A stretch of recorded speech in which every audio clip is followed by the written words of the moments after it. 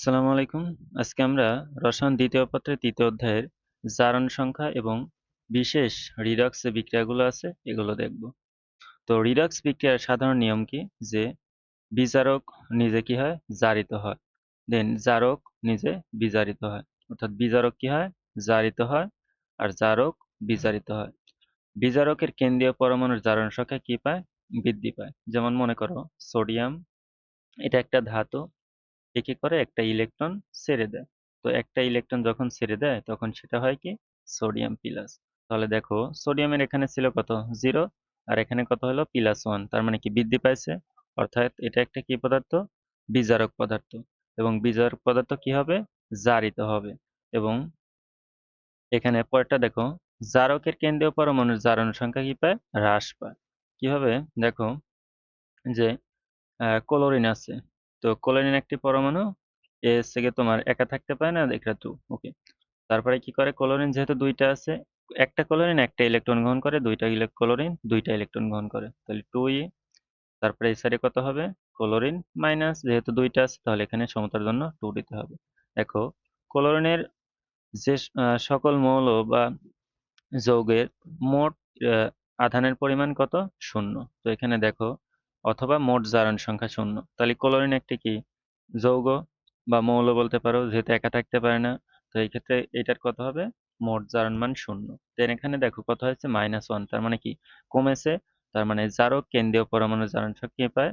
হ্রাস পায়। আর বিজারকের ক্ষেত্রে বৃদ্ধি পায়। ওকে। অন্যান্য পরমাণুর সংখ্যা কি থাকে? অপরিবর্তিত থাকে। তো এগুলো আমরা দেখব। তবে বিশেষ কিছু রিডক্স বিক্রিয়া আছে যে বিক্রিয়ার কি সাধারণ নিয়ম ব্যতিক্রম, সেগুলো আমরা আজকে দেখব। তো এগুলোর মধ্যে আমাদের যেগুলো আছে, শত জারণ বিজারণ বিক্রিয়া, এটার মধ্যে আমরা দেখব অসামঞ্জস্যতা, সামঞ্জস্যতা এবং বিরঞ্জন বিক্রিয়া। ওকে, শত জারণ বিজারণ বিক্রিয়া কাকে বলে? এবার তোমাদের সিকিউতে খ নম্বরে আসতে পারে, খুব ভালোভাবে দেখো। এবং এমনকি এমসিকিউতে তোমাদের থাকতে পারে। আর হয়তো ক নম্বরে তোমার শত জারণ বিজারণ কাকে বলে এটাও থাকতে পারে। তো দেখো, যে রিডক্স বিক্রিয়ায়, তাহলে এটা প্রথমেই কি হতে হবে? রিডক্স বিক্রিয়া হতে হবে। যে রিডক্স বিক্রিয়ায় একই বিক্রিয়ক অণুর একটি অণু একটি মৌল জারিত, তাহলে একটি মৌল কি হলো? জারিত হলো। একই অণুর অন্য মৌল কি হলো? বিজারিত হবে। তাহলে সেই বিক্রিয়াকে কি বলা হবে? শত জারণ বিজারণ বিক্রিয়া। তাহলে দেখো, একটি অণু আছে, তার মধ্যে একটি পরমাণু কি হবে? জারিত, অন্য আরেকটি মৌল কি হবে? বিজারিত। তাহলে সেই বিক্রিয়ার নাম কি? শত জারণ বিজারণ বিক্রিয়া। তাহলে এখানে দেখো, আমাদের একটা বিক্রিয়া দেওয়া আছে, পটাশিয়াম নাইট্রেট এর তাপীয়, অর্থাৎ এই যে একটা দেখতেছো, এটা তাপীয় অভিযোজনের ফলে কি উৎপন্ন হয়েছে? Potassium nitrate, nitrite, potassium nitrate থেকে নাইট্রাইট এবং অক্সিজেন। তাহলে এখানে দেখো, আমরা প্রথমে কি করব? জারণ মান বসাবো। আমরা জানি পটাশিয়ামের কত? +1। আর অক্সিজেনের কত? 2। তাহলে এখানে কত হবে? 3 × 6। দেন তাহলে এটার কত হবে? +5। তাহলে দেখো, এখানে অক্সিজেনের কত? 0। বাট এখানে অক্সিজেনের ক্ষেত্রে সবসময় জারণ বিজারণ মান কয়টা পরমাণুর জন্য ধরবা? একটার জন্য। তাহলে এখানে আছে -2, এখানে হয়েছে কত? 0। তার মানে কি? এটা বাড়েছে। তার মানে এটার কি হয়েছে? জারণ। ওকে, দেন আসো নাইট্রোজেন। তাহলে এখানে আমরা বসাই। তাহলে এখানে 2 × 4 +1। তাহলে এখানে কত হবে? +3। তাহলে দেখো যে এইখানে ছিল কত? +5 আর এখানে কত? +3। তার মানে কি হয়েছে? এই ক্ষেত্রে, এটার ক্ষেত্রে কমেছে। তার মানে এটার ক্ষেত্রে কি বলতে পারি আমরা? বিজারিত। বিজারিত। তাহলে দেখো যে একটি অণু ছিল। এই অণুর একটি পরমাণুর কি হলো? জারণ, এবং অন্য একটি পরমাণুর কি হলো? বিজারণ। তো এই বিক্রিয়ার নাম কি? শত জারণ বিজারণ বিক্রিয়া। এই উদাহরণ হয়তো তোমাদের দিয়ে দিতে পারে যে নিচের কোনটি শত জারণ বিজারণ বিক্রিয়া, অথবা নিচের কোনটি শত জারণ বিজারণ বিক্রিয়া নয়। ওকে, দিন তারপরে আসি আমরা যে অসামঞ্জস্যতা বিক্রিয়া। অসামঞ্জস্যতা কি? দেখো, যে রিডক্স বিক্রিয়া একই মৌলের কিছু পরমাণু জারিত হয় আর বাকি পরমাণু কি হবে? বিজারিত হবে। অর্থাৎ একই মৌল, দেখো এখানে আমরা উদাহরণটা দিয়ে দিছি, খুব ভালো করে দেখো। ক্লোরিন মুক্ত অবস্থায় আছে, তাহলে 0। দেন এখন দেখো যে এই ক্লোরিন এখানে আছে, আবার এই ক্লোরিন এখানে আছে। তো আমরা এখানে দেখবো এখন। ওকে। তাহলে দেখো যে এইখানে সোডিয়ামের ক্ষেত্রে যেহেতু ধাতু তাহলে +1, এটার কত -3 × 6, তাহলে এটা কত হবে +5। তাহলে দেখো যখন ক্লোরিনটা এখানে আসছে ছিল 0, হয়েছে কত +5, তার মানে কি বাড়লে হবে জারণ, তাহলে এটা হলো জারণ।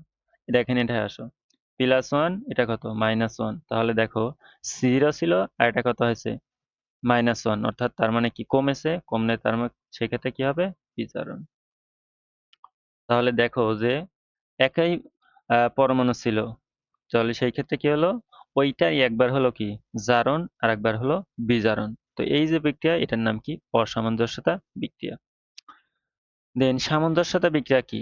এই অসামঞ্জস্যতা বিক্রিয়াটার উল্টা হচ্ছে আমাদের সামঞ্জস্যতা বিক্রিয়া। দেখো আমরা এখানে লিখে দিছি। তাহলে এই ক্ষেত্রে কি হবে যে একই মৌলের ভিন্ন ভিন্ন জারণ অবস্থার দুটি বিক্রিয়ক, এই সাইডে আমাদের কয়টা ছিল দুইটা, তাহলে এখন এইগুলো উৎপাদ বিক্রিয়ক হবে আর বিক্রিয়ক উৎপাদ হবে। তাহলে দুটি বিক্রিয়ক বিক্রিয়া করে মধ্যবর্তী জারণ সংখ্যার উৎপাদ সৃষ্টি করে, তাকে কি বলা হবে সামঞ্জস্যতা। এখানে মধ্যবর্তী কেন বলা হয়েছে দেখো, আমাদের এই সাইডে কত ছিল 0 ছিল আর এখানে কত হয়েছে +1 আর হয়েছে আমাদের সরি -1 আর হয়েছে আমাদের +5। তাহলে দেখো 0 কি -1 +5 এর মধ্যবর্তী একটা সংখ্যা, জন্য বলা হয়েছে যে মধ্যবর্তী জারণ সংখ্যার সৃষ্টি করে, তাকে কি বলা হবে সামঞ্জস্যতা বিক্রিয়া। দেখো আমরা উদাহরণটা যেটা দিয়েছি যে এটার ক্ষেত্রে এটার +2, এটার কত -2, তাহলে এখানে দেখো যে অক্সিজেনের ক্ষেত্রে -2 × 4, তাহলে এখানে +4। এখন এই সাইডে আসো, সালফার কিভাবে আছে মুক্ত অবস্থায় আছে। দেখো সালফার এখানে ছিল কত -2 আর এখানে কত +4। তাহলে দেখো 0 এটা কি দুইটার মধ্যবর্তী একটা জারণ মান না? অবশ্যই এই দুইটার অর্থাৎ -2 এবং +4 এর মধ্যবর্তী একটা জারণ মান। তাহলে এটা একটা সামঞ্জস্যতা বিক্রিয়া। তাহলে সামঞ্জস্যতা বিক্রিয়া কার উল্টা? অসামঞ্জস্যতা বিক্রিয়ার উল্টা।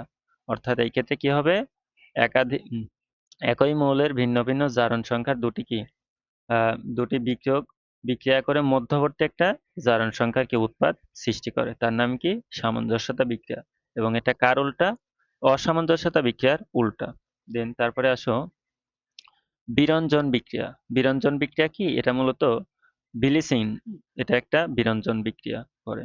যেমন আমাদের এখানে দেওয়া আছে যে যে বিক্রিয়ায় জারণ বিজারণের মধ্যবর্তী রঙিন পদার্থকে কি করবে বর্ণহীন করবে। দেখো তোমাদের কাপড়ে অনেক সময় লাল রং বা নীল রং লাগে, তারপরে তোমরা কি করো বিলিসিন দাও।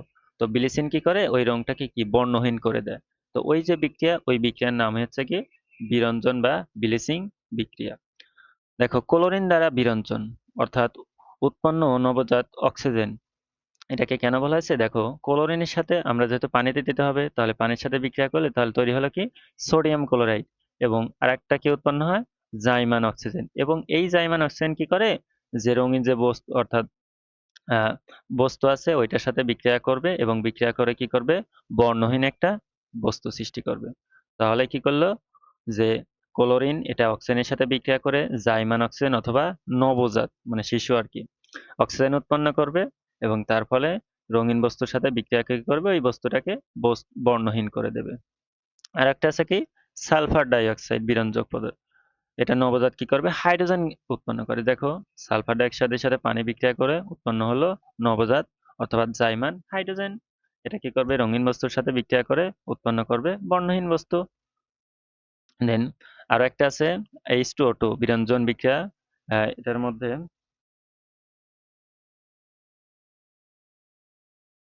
ওকে, তাহলে এখানে যেটা আছে যে এটা একটা বিরঞ্জন, এবং এটা কোথায় কোথায় অর্থাৎ আহ উল, সিল্ক, সূক্ষ্ম কাপড়, মানুষের কালো চুল, এগুলো ব্লিচিং এ কি H2O2 ব্যবহৃত হয়। তবে এটা একটু ভালোভাবে দেখে রাখবা, তোমাদের সিকিউ এমসিকিউ দুইটাই থাকতে পারে। দেন আমরা বিরঞ্জন কি কি আছে, ক্লোরিন এটা কি অত্যন্ত সবল, সালফার ডাই অক্সাইড এবং H2O2 অর্থাৎ পার অক্সাইড এটা কি এটা দুর্বল। এটা একটু মনে রাখবা, তোমাদের পরীক্ষায় থাকতে পারে। বিক্রিয়ার নাম এক অটোরিডাক্স অর্থাৎ শত জারণ বিজারণ, যেটা একই যৌগের কি একই মৌল জারিত হয় অন্য মৌলে বিজারিত হয়। অসামঞ্জস্যতা বিক্রিয়া একই মৌলের কিছু পরমাণু জারিত হয় কিছু পরমাণু বিজারিত হয়। আর তারপরে কি তারপরে আছে তোমাদের সামঞ্জস্যতা বিক্রিয়া, তো এটা কি? অসামঞ্জস্যতা বিক্রিয়ার উল্টা। এটা কি হবে? একই মৌলের ভিন্ন পরমাণুর জারণ সংখ্যা থেকে মধ্যবর্তী একটা জারণ সংখ্যা সৃষ্টি করবে। এবং বিলিসিং যেটা, এটা জারণ বিজারণ এর মাধ্যমে কি করে? রং দূর করে। দেন গুরুত্বপূর্ণ যেগুলো আছে তোমাদের পরীক্ষার জন্য আমরা এখানে দিয়ে দিছি, তো এইগুলো একটু ভালোভাবে দেখবা। তোমাদের খ নম্বর অথবা কি এমসিকিউ তে থাকতে পারে। ইনশাল্লাহ আশা করি তোমরা ভালোভাবে দিতে পারবা।